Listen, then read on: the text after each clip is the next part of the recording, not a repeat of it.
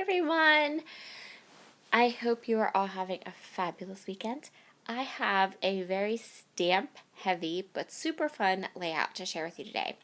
So I'm going to be using a lot of these products from Ulta New. I have a sheet of basil marshmallow cardstock.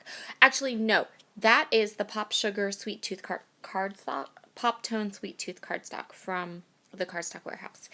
And I got my Misty. So this is the first layout I did using my brand new Misty. And I did the thing that I bought my Misty for. The thing I ordered my Misty, the thing I got my Misty for. And that was to stamp a 12 by 12 background and to be able to kind of plan it out a little bit better, not having to turn my page so that I really knew where things were going and how things were looking. And you can see here how I have pulled all of these beautiful colors. So this is all the grays, the new grays. So there's a warm gray set, but then there's also a new gray set. I think it's called Gentleman's Grays inks. Those are the ones I'm going to be using primarily for this background. And then I did pull in a couple coordinating colors from some of the pattern papers that I wanted to use. And I am going to create a 12 by 12 background layout using all of these geometric shapes. So this is the extra large stamp set from Ulta New, and I'm going to link up as many of the products as I can find in the coordinating blog post, which you can see down, that you can find a link to down below. So if you're interested in purchasing any of these products, you can swing over to my blog where they will all be linked up. So I am working, this is my final project for the Guys class at Ulta New for my educator certification program.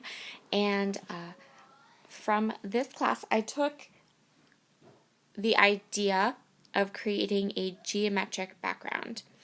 So the class taught a geometric background, but in a much smaller scale on a card, and I'm going to take what I learned from that class and apply it to a 12 by 12 scrapbook background.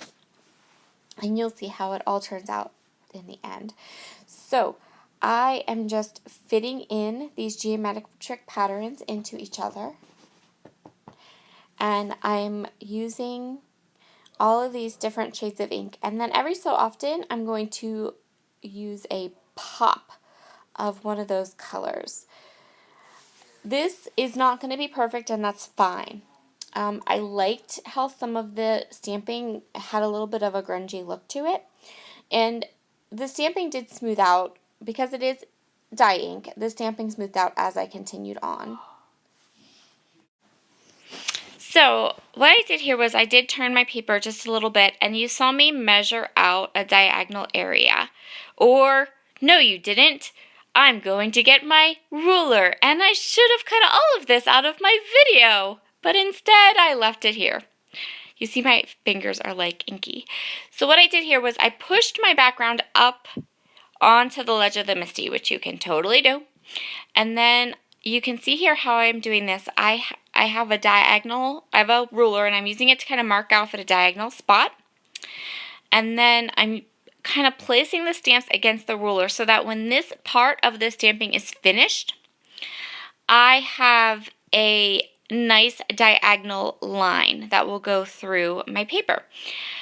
And you can see me here, I'm kind of, so I did these stamps one at a time, but I did kind of place them on to make sure that I was getting that diagonal line and I knew what my next stamp would be, if that makes sense, right? And I'm kind of showing you here how I'm doing this. So my idea is to have all of the geometric shapes clustered towards the upper part of that diagonal. And then the lower part of the diagonal, I want it to be more floaty. And I do achieve that, but I don't really achieve it with stamps. And you'll see how I go about doing that in a little bit here. So as you can see here, I am continuing to use that ruler, pushing my paper up onto the ledge of the Misty and getting that nice diagonal line. And this worked really well. I really enjoyed it. It worked so well. I was super happy with it. So as you can see here, I'm kind of filling in, making sure that I still have that nice diagonal line, and just continuing to stamp. This might have been So this did not take long. If you have a stamp positioner, no matter what kind it is, you can definitely achieve this idea. And this particular stamp set is so versatile. I think especially for scrapbooking. So I do my channel with my Quilters Vibe with Daisy and Christy, and I wholly think this stamp set is going to play a large role in some of those upcoming videos as well. So yeah, it's a really nice stamp set for someone who is a scrapbooker, especially if you're a boy mom. You guys know how much I love to share great products with other boy moms, and I think this is a great stamp set for a boy mom because you can never go wrong on masculine layouts with geometrics. You can even add pink to your geometrics and it's all good. So I'm just going to continue here stamping and lining my stamps up to create this background. So off camera, I finished my stamping and then I hit my page with some Shimmers Night Moves spray ink. I just splattered it around, and I'm going to do some splatters at the end too, so you'll definitely be able to see that if you need some splattering techniques. But I also did not want this video to be outrageously long for all of you to have to watch. So what I have here is, these are some 12x12 pattern papers from the Our Family Scrapbook collection. I just took this blue watercolor paper and I'm going to go ahead and back my photo up with it. And then I'm also going to grab some fun foam from my stash because I want to pop this particular picture up so that there is a little bit of dimension and it kind of stands out from the rest of the background. So I love how the background turned out because it's not super busy. Because I just used those pops of color and there's not a ton of color, it's just a lot of grays, you really get to pull into the photo. And I think that the colors I chose to use, the extra colors, they really, really help to accentuate that photo as well. So I was really, really happy with how this all turned out. So I'm going to go ahead and get my photo down, and then we're going to continue on with some more elements to this layout. So here I have taken some 6x6 sheets of paper and I'm stamping on the back of them. So if you're looking at that flower going, a floral, I'm not using the floral. I'm using these are double-sided 6x6 papers from a number of different 6x6 pads from Altenew, and I am simply stamping on the back of them. And I'm doing this so that I can get a really great image of my shapes because I'm then going to fussy cut them out. These 6x6 paper pads are really nice quality. They're nice thick paper, and they are the shiny paper like Wild Whisper Designs, which take mixed media like a champ, let me just say. So I am just quickly stamping on the back of these 6x6 papers and then fussy cutting out the shapes. And it doesn't have to be perfect. I mean, I just used my stamping block. I didn't even bother pulling out my MISTI because I just need really the edges. And so once I have those shapes cut out, what I'm going to do is, just like with the colors, I'm going to go through and at some of the gray areas that I stamped gray, I'm going to pop dot up and add these fussy cut shapes. And then I'm going to use the fussy cut shapes at the top to pull the color and pull some of the design up into the right hand corner of my page.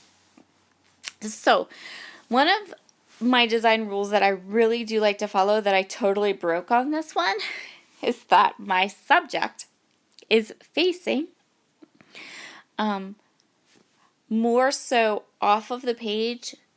I don't know if anyone else watches that, but I always do. And I was okay with it because his eyes are going straight forward, and the more I looked at the photo and the more I looked at the page design, that was the photo that fit the page. So, and this is one of my son's senior photos, which I'm sure we've done a bunch of these. We've discussed this already. I'm scrapbooking all of the senior photos. So this is just another one of the poses that we took, and I thought that it went really well with the gray and some of the blue tones in the patterns. So I'm just going to continue on here, adding and clustering up to this little corner and adding these pops of fun pattern. So I decided that I wanted to add some wording to my pattern. I wanted to add a little bit more. The way I'm going to do this is I'm going to take the halftone circles, and then I'm also going to take some other stamp sets from my stash, and I'm going to use them to stamp some appropriate phrases onto my layout. So for example, I have this one that says, "You are my inspiration," and then I also have a set of stamps from Kathy Zilski from Simon Says Stamp that say things like, "You're a stellar human," "File this under tissues needed," because of course this is my baby and he's graduating high school. Some different phrases, and I'm going to stamp them, some in black and some in some of those coordinating colors of ink. And my reason for grabbing these really small stamps, I went through all my Altenew ones too, but none of them had small enough sentiments to fit in between these little lines, is that I really wanted that look of having the sentiments in between the gaps in my pattern. And so that's how I chose both the stamp sets that I was going to use. So after I had all of those sentiments stamped out, I decided I would just add some black splatter. And I will be honest, at this point I wasn't super happy with the layout. I felt like it wasn't finished, but I didn't know what else to add. I didn't know what else I wanted. So what I did was I added a little bit more black splatter and then I put it away. I just set it aside. I actually created another layout or two in between, and I literally just let this sit because I wasn't happy with it. I knew it needed more, but I didn't know what. And so ultimately what I did was I snapped a photo of it and I sent it to some of my very, very special scrapbooking tribe. Some of them you might know, some of them you might not, but we kind of keep our crazy friendship on the down low. So, and I said, "What does this need? What is it? I need help." And so they suggested a couple of things, and I went through my entire stash. And what I decided on was some wood veneer cameras, some Altenew enamel dots from one of the collections, and a title. So I'm going to use this wood veneer dream, and then I'm going to spell out the words big with these pink fresh puffy stickers.